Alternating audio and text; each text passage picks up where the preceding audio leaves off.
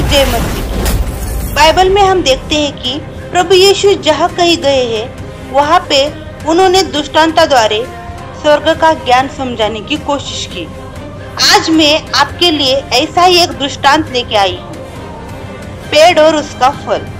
ये उस समय की बात है कि जब प्रभु यीशु मसीह अपने चेलों को दृष्टांतों में स्वर्गीय ज्ञान की गुप्त बातें सिखा रहे थे। तो प्रभु यीशु ने पेड़ का दृष्टांत अपने चेलों को सिखाया और कहा, मत्ती उसका 12:33 में हम देखते हैं, यदि तुम पेड़ को अच्छा कहो तो उसके फलों को भी अच्छा कहो, अगर पेड़ को निकम्मा कहो तो उसके फलों को भी निकम्मा कहो, क्योंकि पेड़ सदा अपने फलों से ही पहचाना जाता है। हम देखते हैं कि पेड़ यहाँ प्रभु ने अपने विश्वासियों को कहा है और फल है हमारा स्वभाव।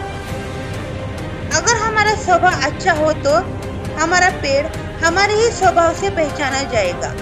अगर हमारा स्वभाव दूसरों को दुख या चोट पहुंचाने का हो तो हमारा पेड़ उसी प्रकार से जाना जाएगा, क्योंकि फलों को देखकर ही पहचान होती है कि ये कौन सा पेड़ है। अगर किसी पेड़ को सेब लगे हो तो हम कहते हैं ये सेब का पेड़ है। आम को देखकर पता चलता है कि ये आम का पेड़ है, क्योंकि फलों से ही उसके पेड़ की पहचान होती है।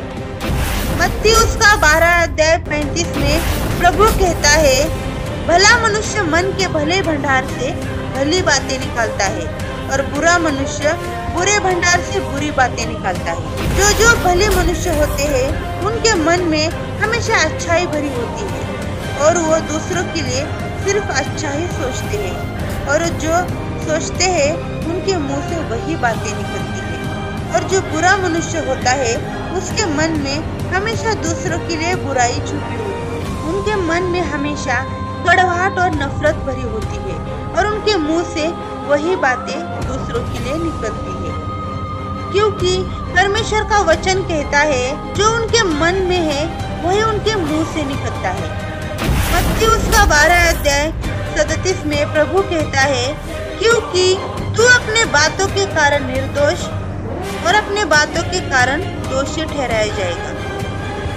हमारा व्यवहार दूसरों के प्रति गलत हो तो हमारे स्वभाव के कारण हम दोषी ठहरते हैं, और हमारा स्वभाव अगर निर्दोष है, प्रेम और शांति का है तो हमारे ही स्वभाव से हम निर्दोष ठहरते हैं। मत्ती उसका 12:34 में प्रभु कहता है, तुम बुरे होकर अच्छी बातें कैसे कह सकते हो, क्योंकि जो मन में भरा है वही मुंह पर आता है। अगर हम बुरे हैं तो हमारे मुंह से दूसरों के लिए अच्छी बातें कैसे निकलेगी? जो मन में है वही हमारे मुंह से निकलेगा। मत्ती उसका 12:37 में प्रभु कहता है, और मैं तुमसे कहता हूँ कि जो निकम्मी बातें मनुष्य कहेंगे, न्याय के दिन हर एक बात का लेखा देंगे।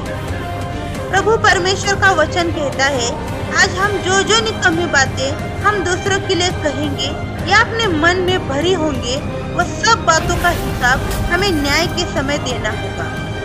परमेश्वर का वचन कहता है कि न्याय का समय जब आएगा तो पवित्र परमेश्वर के सामने हमें खड़े होकर जो हमने इस पृथ्वी पर किए हैं, जो गलत काम या दुर्व्यवहार किया है, उस हर एक बात का हिसाब हमें स्वर्ग में प्रभु के सामने देना होगा। हमें खुद हमारे मन को परखना चाहिए कि हमारे मन में कितना मैल या कितनी कड़वाहट भरी है। क्या हम परमेश्वर की दाखलता की सच्ची डालियां बन पा रहे हैं या नहीं? परमेश्वर जब बादलों पे सवार होके आएगा और जो पवित्र है, जो उस पर विश्वास करते हैं, जो प्रभु के वचनों पर चलने वाले जो नीतिमान मनुष्य है, उन्हें वो अपने साथ लेके जाएगा। क्या हम प्रभु में अच्छे फल है? क्या हमारा फल दूसरों के प्रति अच्छा है या नहीं? हमें पवित्र आत्मा के फल होना बहुत जरूरी है। हमारा जो वृक्ष रूपी जीवन है उसमें पवित्र आत्मा के फलों को निरंतर उत्पन्न करना है।